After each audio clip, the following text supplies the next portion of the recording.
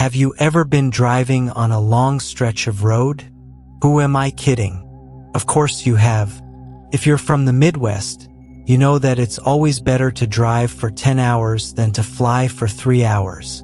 Well, since we both know you have you ever been in the middle of nowhere and seen a sign that says, "Mystery Spot, only 10 miles," before? If you have, and you had a family like mine, then you've been to places like that. A rundown tourist trap full of monkey torsos sewn to fish tails, jackalope mounts, and rooms built to look level but are actually on an incline. These hokey horror houses were my bread and butter growing up. Every year my mom, dad, and I would stop in for a couple hours of middle-class fun.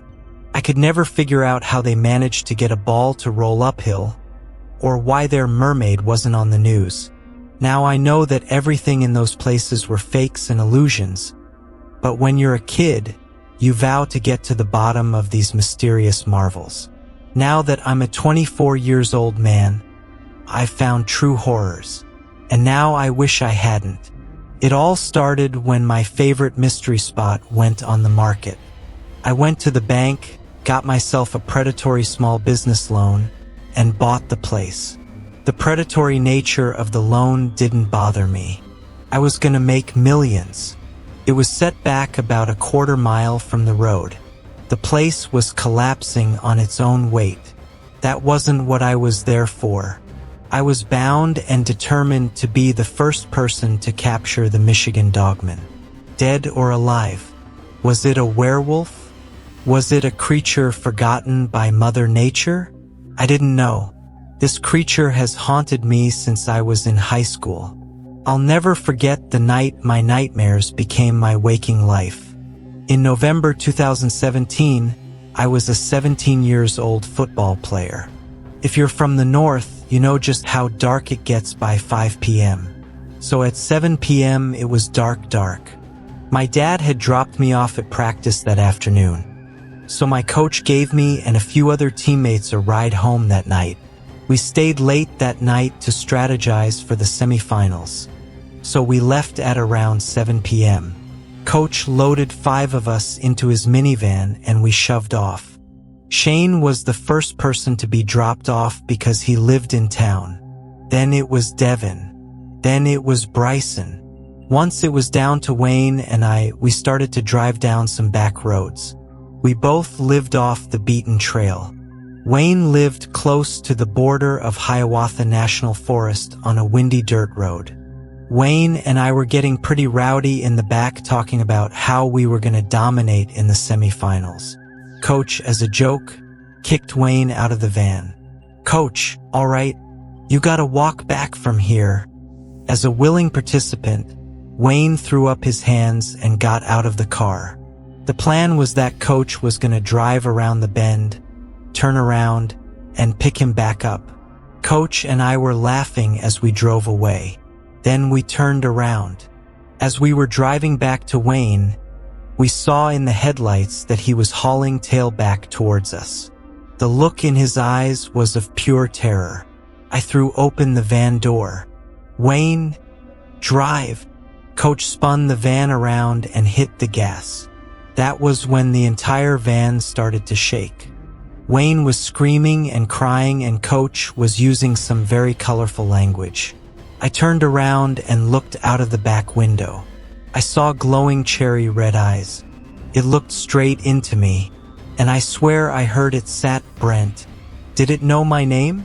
Once it finally let us go, and we got back to Wayne's house, we all got out and that was when we noticed Wayne's leg. There was a huge bite that was leaking like a sieve.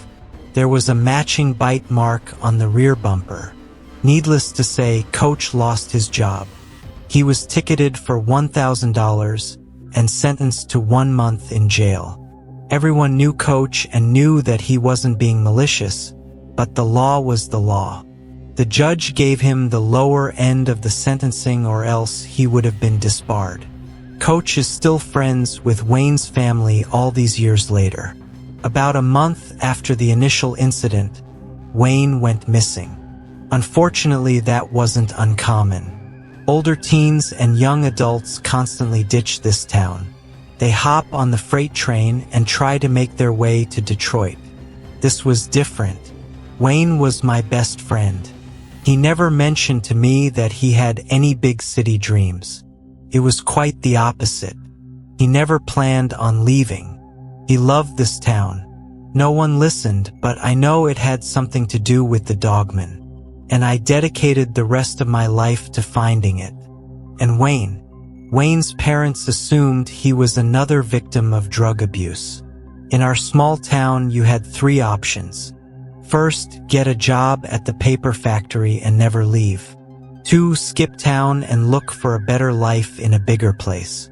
3, choose a substance and abuse the crap out of it. Unfortunately, option 3 was the most common in our town. Heroin and alcohol practically flowed through town like a river. Every year someone would be found dead at the bottom of the dam just outside of town. If they managed to not die, they'd return to their families crying and begging, "Please forgive me," not knowing just how much they'd killed their families. How much this destroyed them. This is what Wayne's family thought happened to him. I believed something else. Unfortunately, I was the one who spiraled into the sinkhole that is substance abuse. After I lost my best friend, I tried everything. Shrooms, LSD, cocaine, and heroin. It was during one of my binges that the idea struck me to buy the mystery spot. I had a vision of myself triumphantly displaying the beast that destroyed my life. My drug-fueled brain began to concoct the plan. The plan to capture the Michigan Dogman. The whole reason I bought the mystery spot was to show the world the true horrors that lurk in the forest, not these P.T. Barnum-style scams. I was hell-bent on capturing the cursed Michigan Dogman that took my friend from me all those years ago. I had become obsessed with the idea that I could overpower it and put it on display for all the world to see. I'd studied the Michigan Dogman, and from my studies, there were 3 possibilities as to what this beast was. 1. A creature that has evolved alongside us, possibly an undiscovered subspecies of wolf. 2. A genetic marvel where somehow a bear and a wolf, probably in a lab, were crossed. This theory would explain why the prints left behind share characteristics of wolves and bears. 3. As unlikely as it may be, it could be a victim of lycanthropy. I prepared myself for all of these possibilities. I'd built an enclosure that was fit for a Kodiak bear. It was based on the Kodiak pen at the Toledo Zoo in Ohio.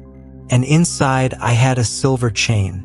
Making the silver chain was no small feat. Months of finding silver dollars, thrifting actual silverware, and buying damaged jewelry. I bought a forge and as many crucibles as it took. This creature was going to make me millions from ticket sales and inevitably when the government decides to pay me to study the beast. I was certain that I had made a foolproof trap. Couldn't have been more wrong. It was a cold night in February. The moon was full, and I was at the last place I saw the Michigan Dogman. I was armed with a rifle loaded with elephant tranquilizer, and I was walking down Wayne's old road. The moon was full and bright. The stars paled in the brilliance of the silver glow.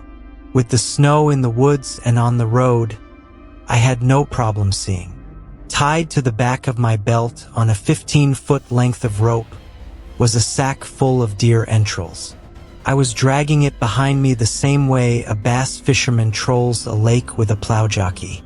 I heard wolves howling in the distance. They knew where I was, but I hadn't gone there for them. I was after the bigger fish.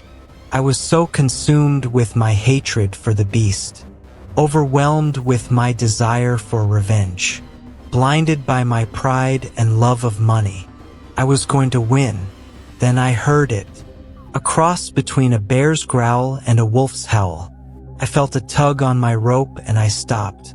My heart pounded, not with fear, but with anticipation. a craving that I can only compare to the craving for another hit of tar.